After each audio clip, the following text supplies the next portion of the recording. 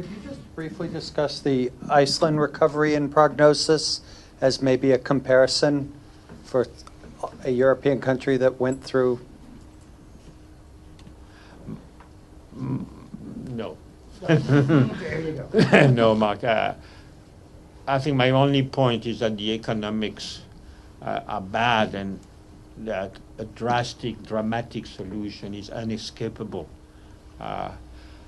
Then the implementation for a small country like Iceland, which kind of was isolated from the rest of the world, that's too easy in a way.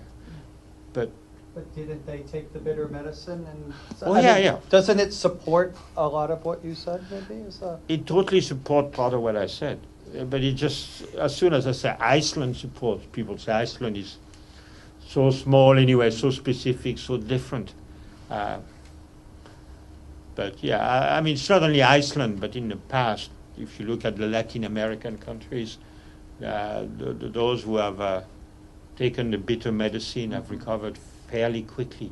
Those that have muddled alone have muddled up very slowly. Can the Eurozone survive without fiscal union? I remember a discussion about introducing the euros. And, there's a lot of academic discussion about the euro. And I think we talked about that before.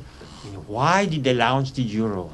With such fiscal disunion and economic policy disunion, no coordination. And indeed, I mean, you would have expected that first you do the fiscal union and the, coordination of economic policies. And then when it works, you introduce a common currency. My impression, my certainty at the time is that after a month and year of discussion in Brussels, in Strasbourg, and in Basel and everywhere, politicians say, we have to do something. And I think the idea was, okay, we start the single currency and the rest will fall into place. It's really a leap of faith that really the economic policies, fiscal policies will be coordinated once the benefit of the euro show up. It didn't take place. Is it possible to have a single currency with 17 democracies? And, because can 17 democracies agree on a fiscal budget? I hope they don't, because being formerly French, I mean, I see the taxation in France, and I hope they will never do it in Germany. So much taxation and so on. Agreeing, 17 countries agreeing on taxation, I don't see it. I don't see it. But yes, I think can the Eurozone survive without fiscal union? I think it's going to be extremely difficult. A lot of analysis are based on cold facts, economic statistics, mechanism of exceeding and entering into a currency regime. I think a lot of it actually got to do with culture, and that's why I'm quite shy away from coming, because I'm not expert in we are both Chinese. Yeah. But if you ask me to comment on Korea, China, or Asia, I probably have my view. I mean, sometimes things are not just hard numbers; it's the culture, how people behave, how people work in the social system. So that's something we need to bear in mind. And second is, as a former trader, I mean, something I learned is we don't live in a perfect world. And a lot of time, imperfections last much longer than people expect. I mean, it could drag on much longer than people expect.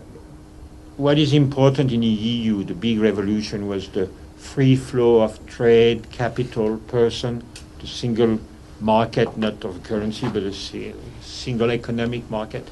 I think that is extremely important, and that is not going to change. I mean, the 10 out of the 17 countries, 17, 27, have that now.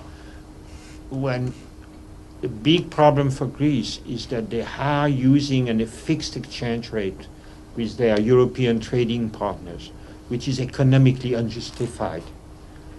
So it will be a medicine for them to move away from this extremely constraining set of exchange rates and be allowed to to devalue against their European trading partners. They'll become more competitive within Europe.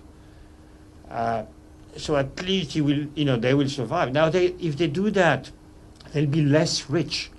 The amount of devaluation basically reduces their wealth. They will not get all the subsidies that they have been getting. They'll be less rich. On the other hand, then they'll be able to afford, still to own their little island in, somewhere, still to work only 5 hours a day. They can keep their culture. They can keep what they like to keep, but they clearly refuse to reform. So it's a choice. It's a cultural. Otherwise, they have to do these very painful adjustments, which are very uneven. That's the problem. If you devalue, everyone gets devalued kind of uniformly. The reforms that are proposed, some people are really hurting very much, and others don't feel any pain. And they're clearly rejecting those. So it's just a way to remain Greek with your specificities, and survive within Europe. We'll take one last question if somebody has one.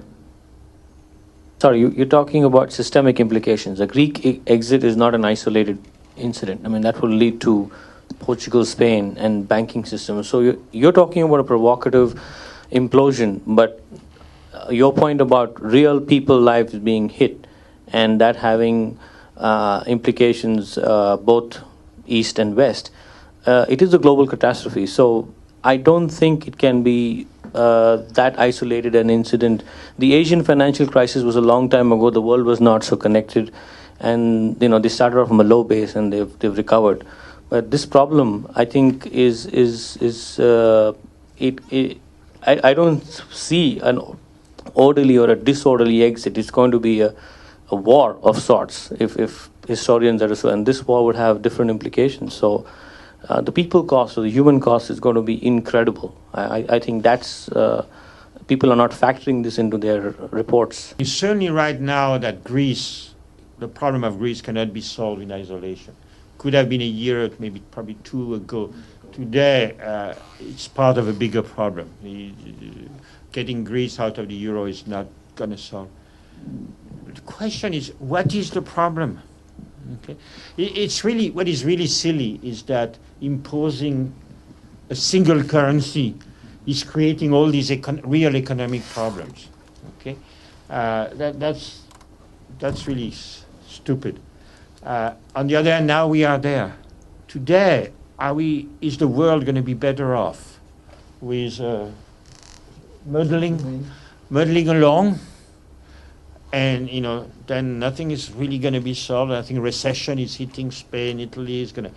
The only way to keep the system intact is to have huge recessions in many countries, in many European countries. Then there'll be adjustment within the fixed system. Are we better off by having this scenario of recessions that is starting already and it has to get worse? Or are we going to be worse off now in trying to break this very constraining exchange rate system, and maybe then again Italy and Spain can get back into reasonable growth, not constrained by this fixed exchange rate? I don't know. So yes, we are into a problem. I don't think that the solution of the problem will be really the source of a catastrophe. I think I would prefer to see a solution quickly. In 2008, 2009, I could not believe how deep the financial crisis was, because I was from California. I could quickly find out the level of subprime loans, and the amount of subprime loans in the U.S. was nowhere near as much money that was lost in the financial crisis. And it wasn't just subprime loans, it was the way that tripped off a whole series of financial decisions and fears around the globe. And I think, is there a concern that Greece, then Italy, then Spain, and then that trips off a whole global crisis that we don't really, that is beyond, debt to GDP ratios? That would be the question. I guess we don't know. Well, on that happy note, do we have refreshments? How